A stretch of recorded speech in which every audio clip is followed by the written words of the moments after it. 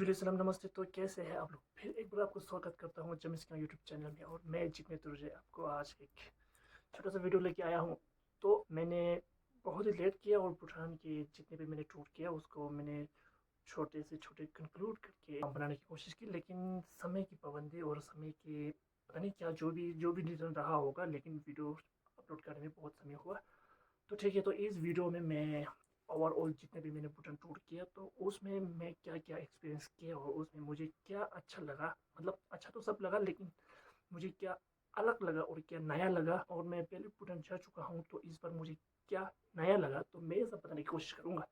तो सबसे पहले मैं आप लोगों को जितने भी व्यूवर्स है, जितने भी देखने वाले हैं, जो खास करके लद्दाख के लोग जो मेरे अपने निवासी है, तो मैं उनको ये कुछ चीज़ें बताना चाहूँगा।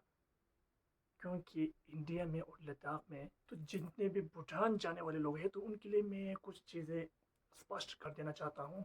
क्योंकि जब डॉक्यूमेंटेशन हो और जो भी चीज़ें हो मैं उसके बारे में थोड़ा डिटेल में बताना चाहूँगा। क्योंकि अगर हम यहाँ बहुत दूर से और बहुत मेहनत करके वहाँ बॉर्डर पहुँचे और वहाँ पे डॉक्यूमेंटेशन के हम अंदर जा नहीं पाए और हम उसी क्षण पे रिजेक्ट हो जाए तो ये हमारे लिए एक दर्दनाक और बहुत ही घटिया एक्सपीरियंस हो सकते हैं। तो इससे पहले मैं आपको बता दूं भूटान जाने के लिए क्या क्या चाहिए होता है और कैसे कैसे जाना होता है, तो मैं ये सारी कुछ चीज़ें बताना चाहूँगा। तो अभी के लिए ये सब मैंडेटरी है, हर कोई जो कोई भी जाना चाहते हैं तो इसके लिए ये सारी इंपॉर्टेंट चीज़ें हैं। तो सबसे पहले इलेक्शन कार्ड, वो भी ओरिजिनल, ओरिजिनल के साथ साथ अपडेटेड, पुराने वाले जिसमें पेपर होता है और उस पे पेपर के ऊपर जो स्टिकर लगा होता है वो वाला वहाँ एक्सेप्ट नहीं हो रहा है इस बार। तो आप जो कोई भी भूटान जाने वाला है तो इलेक्शन कार्ड अपडेट करके लेके जाइए।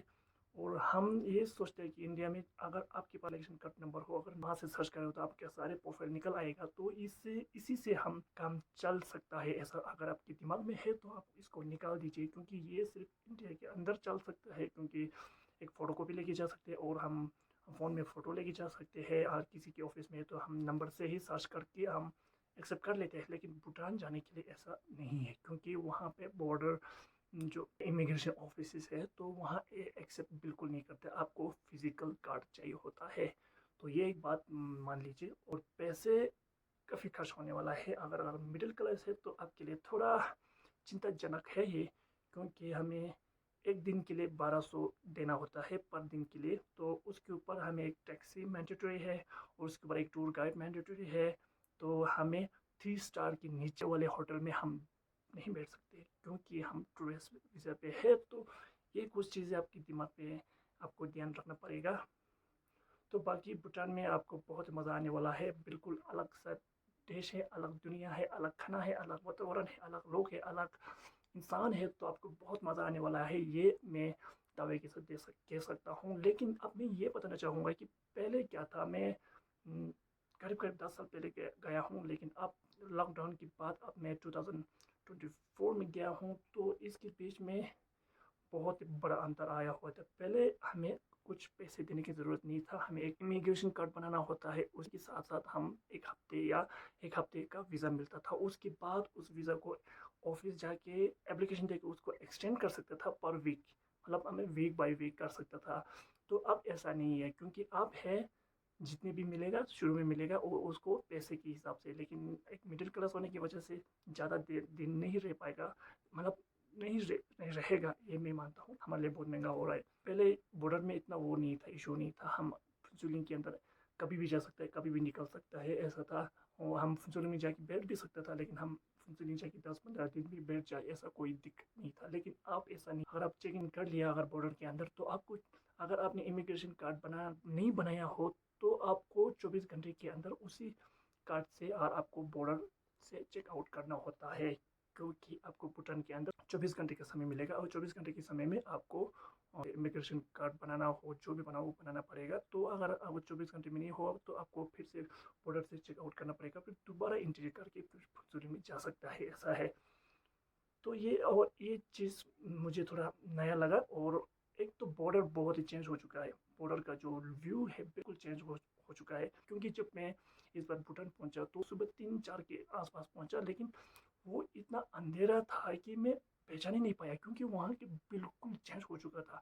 पहले एक तो हल्का सा दीवार था, उसके ऊपर फेंसिंग था, हम फुंसले पूरा देख सकते थे आर पार।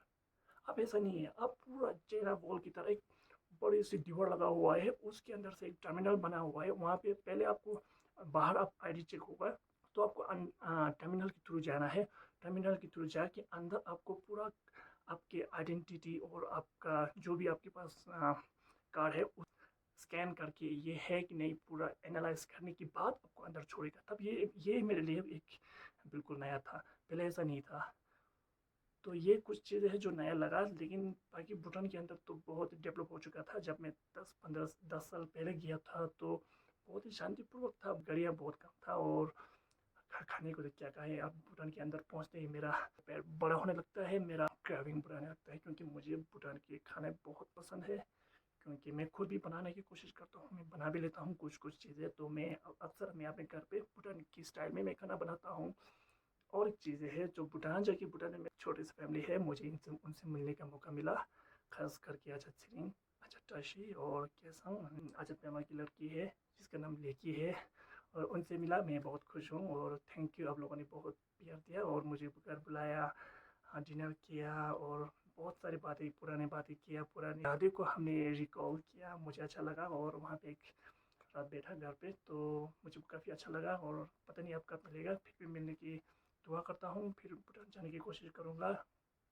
और थैंक यू भूटान, और थैंक यू जितने भी सारे देखने वाला है, उन्होंने आप लोगों की प्यार की वजह से मैं वीडियो लाते रहता हूँ और लाने की कोशिश करता रहता हूँ। तो ऐसे ही प्यार बना रहे, ऐसे ही सपोर्ट करते रहे। और जितने भी नए लोग हैं प्लीज़ सब्सक्राइब कीजिए। आपके लिए सब्सक्राइब फ्री है, लेकिन मेरे लिए बहुत मायने रखते हैं और मेरे लिए बहुत ही अमूल्य चीज़ें हैं। तो प्लीज़ सब्सक्राइब कीजिए, लाइक कीजिए और देखते रहे। मैं कोशिश करूँगा कि जल्दी से जल्दी मैं नेक्स्ट वीडियो लाऊँ और आप लोगों के लिए कुछ दिखाऊँ और आप लोगों के लिए कुछ थोड़ा एंटरटेन करने की कोशिश करूँ और खुद की कुछ एक्सपीरियंस बताऊँ।